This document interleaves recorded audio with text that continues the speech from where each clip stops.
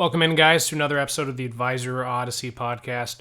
Today we're going to be talking about, actually going to be a crash course on all things financial advisor podcasting. It's going to be the focal point here. We're going to be chatting about CPA referrals, if you're getting them now, how to get more. If you're not getting them now, how to fix that. And then some ideas, both client and prospecting ideas around holidays. So stay tuned, guys. A good episode, some good content coming your way. This is the Advisor Odyssey audio experience, where financial advisors, planners, insurance agents, and brokers will find fresh new ideas and perspectives around what it takes to launch, succeed, scale, and bulletproof their business. So podcasting, for the last, call it 4 or 5 years, it's been a constantly growing theme that more and more advisors especially are wanting to do podcasts, and for good reason. Podcasts are like little engines that are constantly running. With a radio show, you have it going on, and it's, if they miss that show, they miss that show. They don't hear you. Whereas with podcasts, they can go back and listen to it over and over and over again. So podcasts as a whole is, it's a marketing funnel. It's more of a branding piece that I think every advisor should explore. The real question is, should your podcast be geared towards client communication, or it should be more geared towards prospecting? So we'll talk through that as we get through this, but as stated already, podcasts are like little engines that are constantly running. Okay. As you continue to do podcasts, you're just going to grow in popularity. And by popularity, I mean more views, more listens, higher search results, etc. So it's going to grow that. You're going to get your brand out there more. And you're also going to create amazing drip marketing and touch point marketing material from them. That's one of the most overlooked elements of podcasts for financial advisors that I don't understand where the dots don't fully connect on that. Your podcasts serve as amazing drip marketing tools to use throughout your entire appointment process. I mean, as soon as they register to attend an event, or they download that PDF, or they, sign up for that webinar, whatever it is, you can immediately start dripping on them, and you can use your podcast as the number one content engine. Okay. So on the topic of how to actually do the podcast, though, again, you don't have to have a crazy fancy setup. This entire setup, if you're watching on YouTube or on video, you can actually see the setup a little bit right now. We've got phones and we've got microphones and we've got computers going. We don't have this crazy elaborate studio. We don't have anything crazy expensive. Okay, you could do a full scale setup podcast, start to finish, and edit it on your own for less than $500 easily. If you already have a nice phone, that nice new iPhone or Android, call it $400, probably $350 then. So these podcasts, though, I would be aiming to do your podcasts preferably weekly or bi-weekly. If it's going to be more for the client side, okay, not prospecting. If it's more for the client side, you can do them more monthly based. But when you have the podcast laid out, and again, in all my examples, I'm going to state that let's say you're doing it weekly. Okay, that's how I'm going to structure this. If you want to put it together for like a one longer episode in the middle of the month or beginning or end of the month, just clump this all together in different segments. But your podcast could be planned out exactly 1 month at a time. So you don't have to have it, too far out in the future. It doesn't have to be sporadic or spur of the moment. But the general topic of the podcast, well, you can talk about the same general topic for every week out of the month. But then as the weeks go on, your subtopic changes or you dive in deeper to the entire conversation. So again, let's take the example of, let's use just common, like market volatility. Okay. Let's say for, the market rattled in the last couple months. Let's say you want to take one of these months and talk mainly about market volatility. You could have, and again, assuming 4 weeks out of the month, right? You have your initial episode of what exactly is market volatility, what constitutes market volatility, what is a bear market, like what makes something a bear market, what is the term for a bull market, like that. You can just talk high level around that. Just common things that people sometimes ask, they'll Google it a lot. But that could be your week 1 podcast. Your week 2 podcast Could be all about, again, following that same trend of market volatility. It could be around, if you're employed, right? If you're in a 401k, if you have that traditional IRA, whatever it is, the Roth IRA, Roth 401k, etc., you need to go look at your account right now, right? You can get into more of that specific conversation around if you are actively working, here's what you should be doing, A, B, C, D, etc. You can also turn that into a call to action driven marketing to where you can also refer people to go to, XYZ website, whatever you have, or just download it straight from the description of the podcast if possible, depending on where you host your podcasts. And they can download that immediate checklist right there. That's a lead funnel. That's a lead funnel, guys, right there. It's going to be constantly alive. So then week 3 of the month, maybe you talk about what to do if you're not actively working, right? Maybe you have retirement plans or you're collecting a pension or you've got your fund being managed by another advisor, etc. Then it lays out the things to do in that circumstance. Again, it follows the same pattern. It's a lead funnel. It's an opportunity for you to have an organic growth marketing funnel that you don't have to keep paying for over and over and over again. And then lastly, that week 4, you can make that more, I guess we'll call it prospecting question centric. Okay. Think about like my podcast that I'm doing for a second here. I talk about one main topic for the majority of the podcast. Now, when we finish that component, that piece of it, we move into the left field segment. Now, left field is a segment that I created because of the questions that I tend to get almost every single day from financial advisors and insurance agents and wealth managers, wealth advisors, etc. And my thought is, if answering one of those questions can help all the other advisors who listen to this, whether it's the day it's released or 10 years after the day it's released, that's a value that I want to continue to provide. So you take that same approach to your clients, okay, and your prospects. If you are actively posting these podcasts, okay, and you do, again, following that same example, market volatility is the main topic for the month of May, we'll call it. Market volatility May. Week 1 is, what exactly does market volatility mean? And then some common investing language. Download the checklist. Okay.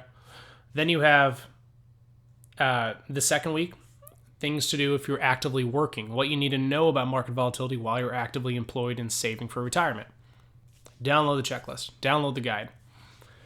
Week 3 is, what do you do if you're actively working still? I'm sorry, if you're retired. My apologies. What to do if you're actively retired and you're collecting money from other sources.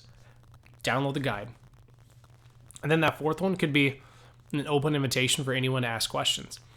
Now, granted, all of my questions that come in from left field, they're actually asked of me. But you might not get a direct question asked to you by a prospect. You might just have a question that comes up in one of your meetings. You're like, you know what? That's a good question.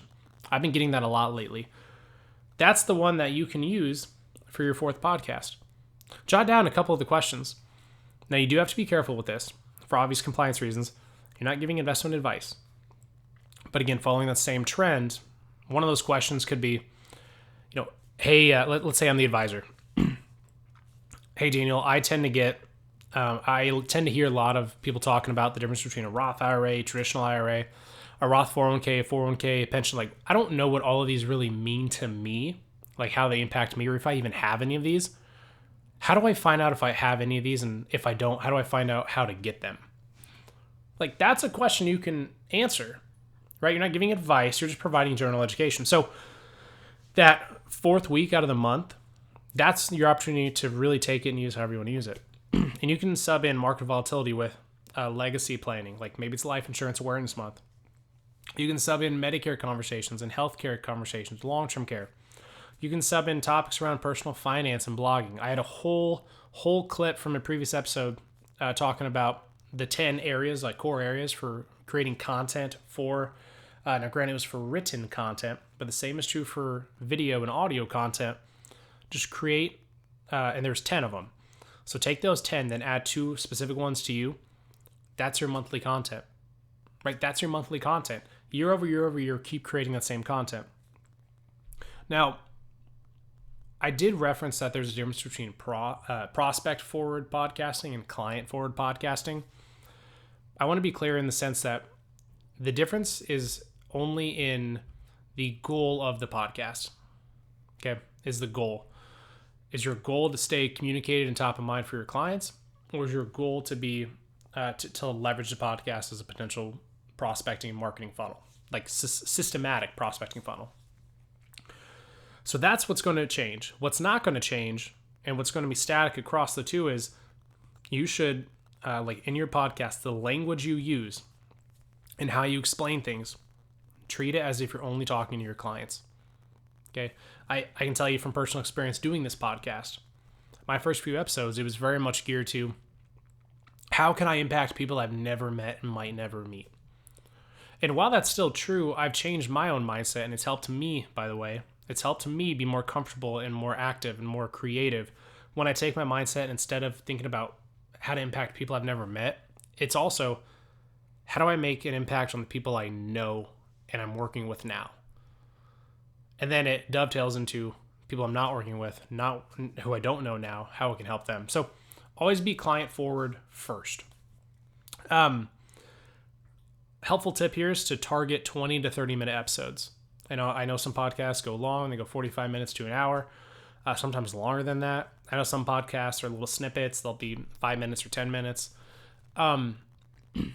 You can choose how you want to do it. I would not do the long one. I would highly recommend not doing the hour-long podcast. But if you're trying to decide between, a 20 to 30 minute episode versus like 3, 4, or 5, like 5 minute episodes, we'll call it, that's going to be entirely up to you. Obviously, the more episodes you have, the more editing you have to do, the more posting you have to do, the more tracking you have to do. There's a lot more you have to do. But if that's what you want to do, I don't think there's going to be a problem with that. But here's why I like the 20 to 30 minute episodes. Most people listen to podcasts while they're in the car, while they're driving, or they're traveling in general. That's typically when most people listen to podcasts. So if the average person drives 10 to 15 minutes to work a day, I want to be the one that when they hop in their car, whether they plug in their cord or it syncs to Bluetooth, they open up Spotify or Apple Podcasts, I want them to see my podcast, 25, 30 minutes long. They start that podcast, they head to work, they get to work, they're halfway through. When they leave work or they go on their lunch break, then they finish the other half. And that's my goal. Okay, your goal might be different, but that's my personal goal. So, I get it too, by the way. 30 minutes can be daunting for some. So can those 5-minute segments, 10-minute segments. But the whole big point around podcasts is it gives you a platform to share your knowledge. Okay, you're not trying to sell anything on a podcast. That's also the difference between podcasting and radio. On radio, you need to maximize the time. You're paying for that specific time slot. So it makes sense to deliver consistent call to actions. If you do the radio show and you never get a single call in, unless you've got the money to spend on just specific brand building versus direct marketing, you're wasting the money on it, right? You're not maximizing it. Whereas with podcasts, it's okay. You're not going to drive an appointment like super quick. It's more of a long-term branding structure. So one of the other big fundamental principles that I've learned in doing this, and I actually was told this and I did it wrong, so this is a bit of a vulnerable take too, but that principle is when you create the content, save the content. Okay, now behind the scenes look when I record this, and take this knowledge, okay, you can do this too. When I record a podcast episode, I lay out in front of me what kind of an outline, what topics I want to talk about. I provide an outline, okay? There's an outline here where I know to make sure the path to follow. It's kind of like bumpers, right? So I don't get too off topic, but I also stay on top of time. As I progress through that, we cover specific things.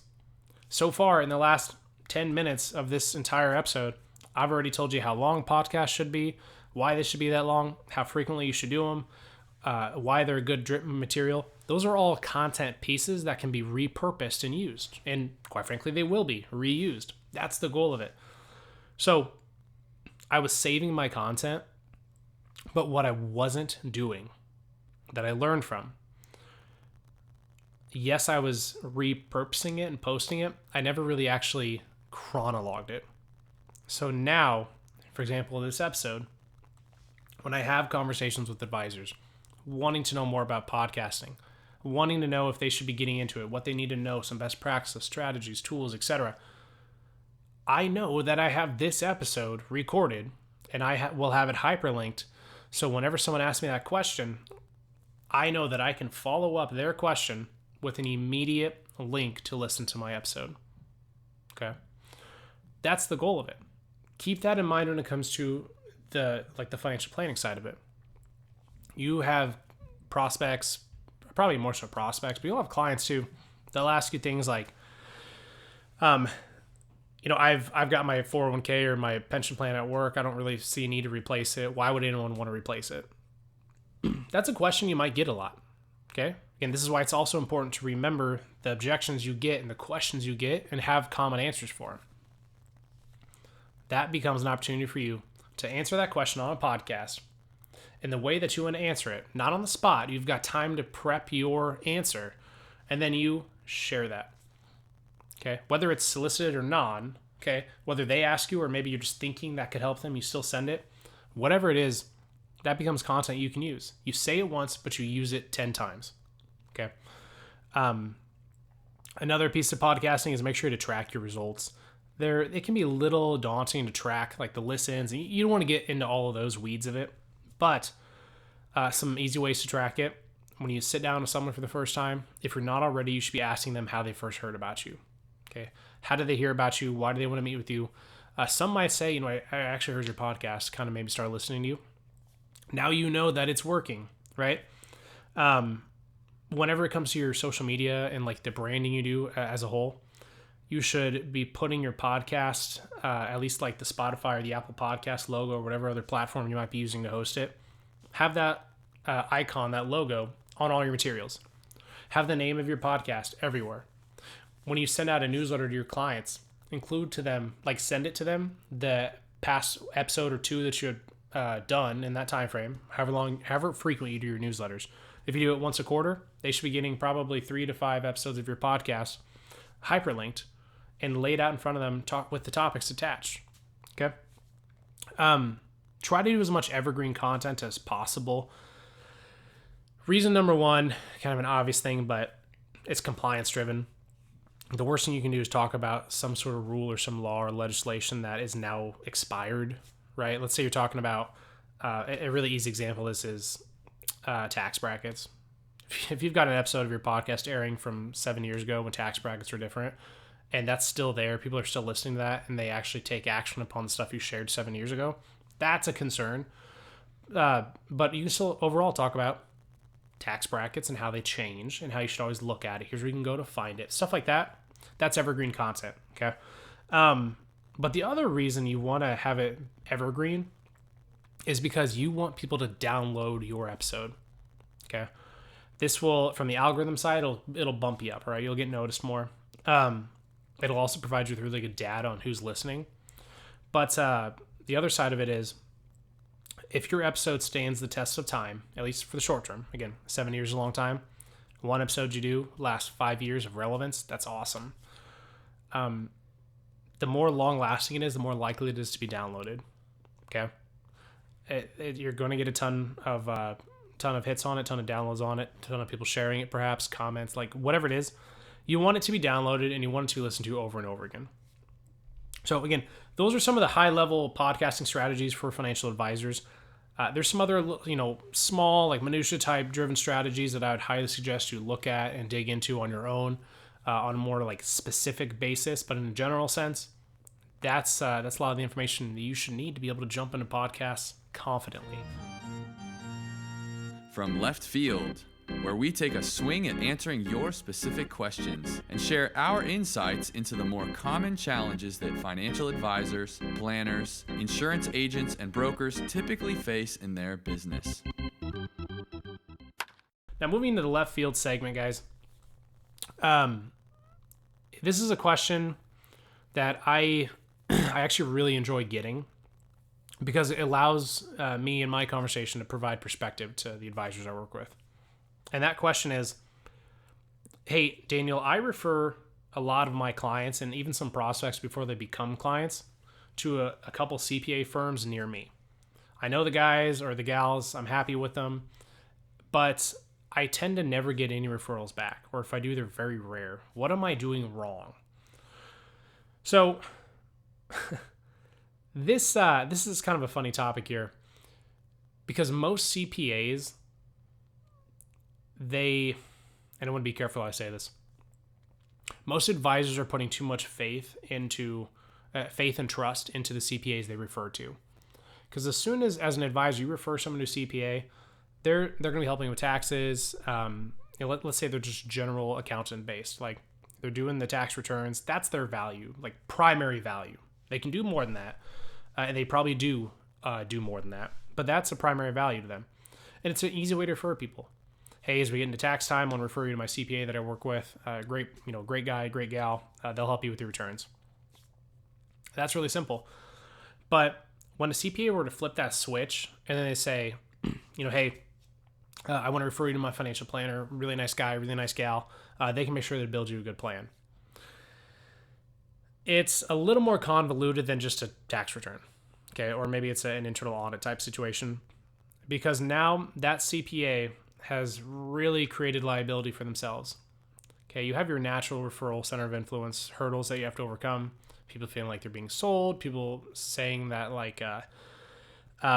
the investment wasn't suitable for them, or hey, why'd you refer me to that person? They were just trying to sell me something. Like, you have those natural hurdles, but then you add in the liability piece. Okay, and then the CPA also, if you put them in stuff that messes up their investments, their taxes, then that CPA has more work to do on their end, so they don't even want to mess with it. That's very common. Not all CPAs do that, but it's very common. So here's 3 questions that you need to ask yourself. If you're referring people to CPAs right now, like your clients or prospects to outside CPAs, and you're not getting any back or enough in your mind. First question is, how many clients have you referred to CPAs in, let's say it's just this year or last year, right? If you don't know that answer and you start tracking it, write it down, like the number, just old school tally box. The second question is, do you get in front of more people, like for a first appointment, than the CPA? If the answer is no, you do not get in front of more people, you rely on them, then that's an out. You're not in a position of leverage. You're always going to become a victim of your own circumstances. You need to control your marketing. You need to get in front of more people than the CPA, because then they're just going to feel like they're helping you versus you helping them, actually. But again, if you do get in front of more people than them, that becomes leverage. And then the third question is, have you followed up with the CPA you're referring people out to and asked them if they met with your referral? So you refer John and Susie out to that CPA, follow up with them a week or 2 later. Hey, Sam Smith CPA, did you have a chance to meet with John and Susie? How did that go? Will they make good clients to your firm? Are they what you're looking for, or did I miss the boat on that? Do they end up doing business with you? Are they going to meet with you again? Keep asking those questions, because when you dig more into that and you ask those questions, you learn more about the nature of their relationship with their clients too. Okay. There's client relationships they tell you about, and there's client relationships that you have to hear from the client. So if they begin working together, ask why they liked them. If they didn't, or if they won't be working together, ask why not. Be curious. And then if they end up saying, no, they weren't a good fit, no, we didn't work with them, blah, blah, blah, make the CPAs justify to you why they did or did not make their decision. Okay. Make them tell you why. And when they tell you why, then you can start to track the justifications. They were this, they were that, they didn't have this in place, they were needy, whatever it is, that becomes your anchors, and that becomes your firepower to continue to build leverage into that center of influence relationship. You can even, and I know advisors who do this, you can actually make them legally contracted to refer people to you. That's a unique strategy that I've seen some people do. You will definitely have to check with your compliance, your internal compliance teams, or your oversight in general to see if this is even doable. But you can theoretically build out some type of agreement to where you make it so every single one of your clients only uses these CPA firms. Okay, they only use that firm. So whenever they do tax work, they have to go to that firm. But the exchange of that is an annual or monthly retainer fee. Okay, It has to be structured in a way that the clients, like your clients, your financial planning clients, never pay a dime to that CPA for any service they render. You have to cover all the cost. So when you do that, the CPA loses their own individual leverage. Depending on how nice that check is, imagine this. You approach a CPA and you know through your marketing, okay, you got to have your numbers tracked here, but you know that you have a surplus of $5,000 a month, that you know it's not going a ton of stuff. I was thinking about doing some new strategies, but I want to increase my referrals. So set up a contract that says a monthly retainer that you're going to pay that CPA $5,000. The expectation is that when you do that, that CPA refers people back to you, and they have an exit clause in there that says, if I don't receive X amount of referrals from the CPA, then they violated their contract. Or you also work in what I said earlier, if they ever charge my client for anything instead of me, they null and void the contract. It's done. Now you can overwhelm your CPAs with referrals. Okay, you overwhelm them with that, and then they also know on their side they need to send people your way, or they're going to lose their money. When you start to rely on that, again, 5,000 is actually kind of a smaller number, but imagine if you're paying someone 120,000 a year, so 10 grand a month. That's a pretty big chunk of change that they're relying on now. They don't want to lose that. Okay. And the very last piece of that, as I just mentioned, never be afraid to fire a CPA referral source. Never. Be bold, be blunt, and be biased. Tell them exactly why. Be blunt about it, and let them know if it is because I didn't refer people back to you, tell them that. Hey Chris, I would have kept you as my number one go-to CPA, but quite frankly, I just was not getting any or enough referrals back from you to where I thought it was not justified. And I have some other CPAs that are in the network that have told me, they've expressed to me that they will refer people to me. I wanted to give them a chance to provide a better opportunity for me and my team. However you want to word that. So again, guys, those CPA relationships can be a little tricky, but that's a great way to navigate that. So our second question here is it's around what other advisors are doing for clients on holidays. And this is, outside of sending cards or, emails and all gifts and all that, this is an amazing opportunity to provide, to make an impact on your clients in the holiday season. I'm going to only say two of these, okay? These are two of my favorite ideas. This is a growing topic, and I'm actually, now that I'm about to answer this, I'm going to make this an entire podcast episode because there's so many ideas here. But the first of which is, it's for Valentine's Day. Yeah, there's a lot of folks that do Valentine's Day events, especially a lot of female financial advisors, just by circumstance.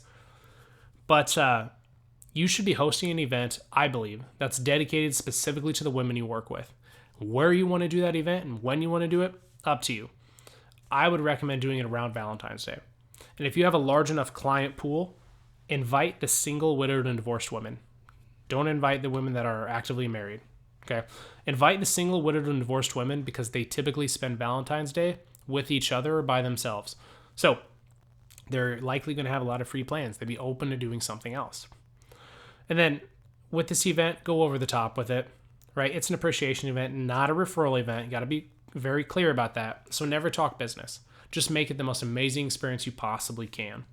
Provide light snacks, provide appetizers, no heavy meals, then make the dessert look like a work of art. I'm talking like a bouquet of fruit, like edible arrangement style, but massive. A chocolate fondue fountain. Maybe you got really fancy like cookies. Like go over the top with it. And then a big component of this, you should be giving the women flowers when they leave. Okay, that's number one. But number two, when you invite them, send them a bouquet of flowers with the invite. Great way to drive a good attendance rate. Now, the second holiday event idea that I really like is actually for Veterans Day. Now, Veterans Day is in November, obviously, but this should be an event that's open for all of your clients who have served in a branch of the military. Okay. You're also going to strongly encourage them to invite anyone else that they know who has served in the military, regardless of their age. You have to be clear, regardless of the age. Okay.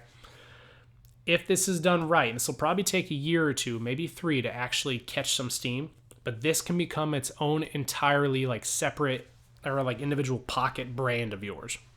If you can be known as the advisor who does so much for veterans, that's going to be its own entirely referral source. So what I like the most about that idea is, number one, you want to have it, if possible, outside, depending on where you're at geographically, but a big place. Okay, it doesn't have to be over the top like the Galentine's Day idea, but make it accessible for many, make it a very roomy, have it a long length of time. Okay, that's another thing is for the women's event, have it a very specific start and end time. Okay, it's just how women think, it's how they act, it's how they operate more. Whereas with men, make it a longer stretch of time, call it double the time, and it's a come and go type thing. But what I like most about it is you can actually introduce some type of, I use the term, this is from another advisor, a band of brothers type referral and ambassador program. But imagine, again, for November Veterans Day, you send out to your clients who actively serve in the military a custom framed flag honoring them for their service, and they receive that before the 4th of July, preemptively thanking them for their role, their portion that they played and that they served in providing you freedom. Okay. The purpose of that flag is also to invite them and announce to them, if this is the first time, your event and when it will be. So they will have, call it, 4 months in advance roughly to plan it, which is fine. You're not going to have a lot of objection there. But it'll also give them a great opportunity to get it out to their network. Okay, a lot of veterans, they're well connected with other veterans. It's a great opportunity for you. And overall, like I said, that subsect of branding and marketing that you're going to create by appealing a lot to the veterans is going to be in and of itself incredibly valuable. And this event should be able to take it over the top for you. So those are two of my favorites. But again, we're going to do an entire episode on this in the near future. And we're going to hit on probably 6, 7, maybe 8 total different ideas and go way more in depth on how to structure them. So thanks for listening, guys. Stay tuned. And if you have questions, again, please ask them. Ask them and we'll answer them. Take care. We hope you enjoyed the Advisor Odyssey audio experience. Connect with us on your favorite social media platforms at Advisor Odyssey. You can find our full-length educational videos to watch on YouTube, Instagram, and Facebook. Check out all our articles and publications on medium.com/Advisor Odyssey. The Advisor Odyssey podcast is available on Spotify and Apple Podcasts. The contents and opinions shared, expressed, or otherwise alluded to on the Advisor Odyssey podcast and audio experience are solely ideas and not to be depicted as tax, legal, or investment advice. Results from the use of these concepts may not be representative of the experience of all financial professionals and are no guarantee of future success. Your results may vary. The Advisor Odyssey and its affiliated members are not to be held liable or responsible for any lawful recourse or punishment invoked upon the individual or accompanying business partners or team members. Federal law, state law, and/or insurance carrier requirements may prohibit or place limitations on any of the ideas and activities expressed. All advisors, planners, wholesalers, affiliated reps, and investment advisors should be aware of any limitations imposed by federal regulation, state regulation, insurance carriers, broker-dealers, and registered investment advisors as applicable. Investment advisors are strongly encouraged to obtain pre-approval from the broker-dealer, registered investment advisor, insurance company, or similar institution with which they may be affiliated.